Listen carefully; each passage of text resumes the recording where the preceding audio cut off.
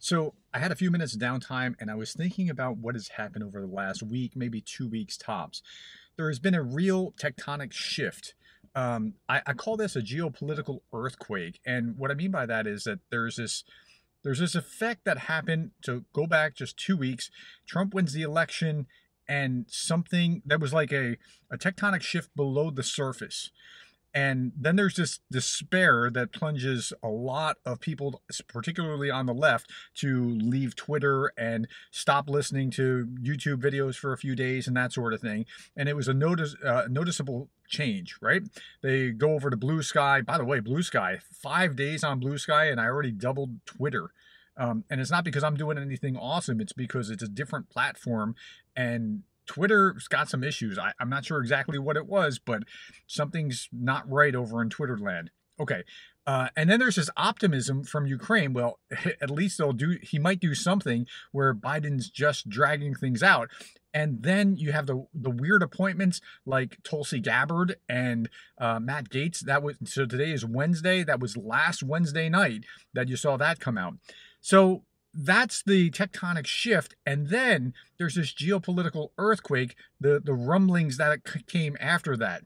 So, for example, all the talk before this was, Ukraine might cede territory for guarantees and that sort of thing.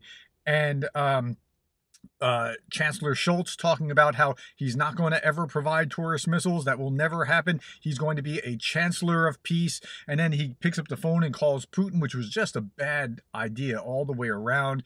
And it was like a very depressing kind of tone. And then something shifted in the earthquake where Biden allows the use of missiles. Now, he allows it in a very limited way in Kursk and just around Kursk is what it looks like.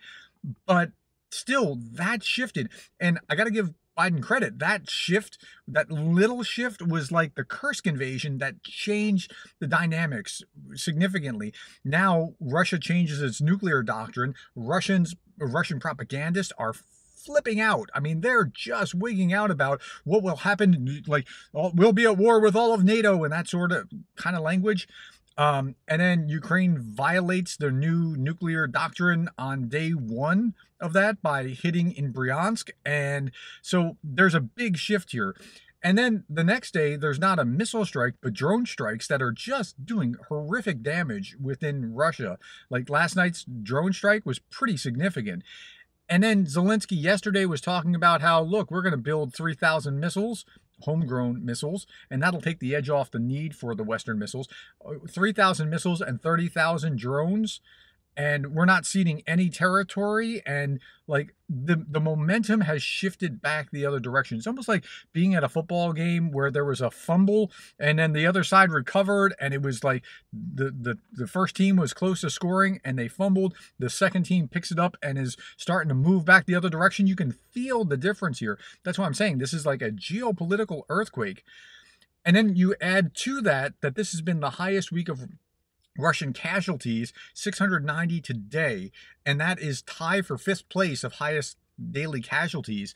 And we all know, like Russia knows, Ukraine knows, the West knows that Putin can't keep up that level of casualties.